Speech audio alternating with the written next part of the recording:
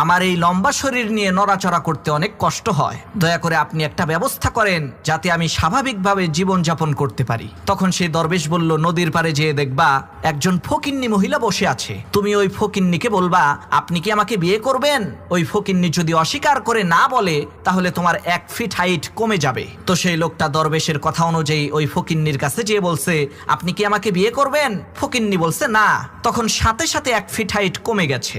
লোকটা চিন্তা করলো 8 ফিট লম্বা, এটাও তো কম না, আর একটু খাটো হইলে ভালো হবে। সে আবার ওই ফকিন্নি মহিলাকে বলছে, আপনি কি আমার সাথে বিবাহ বন্ধনে আবদ্ধ হবেন।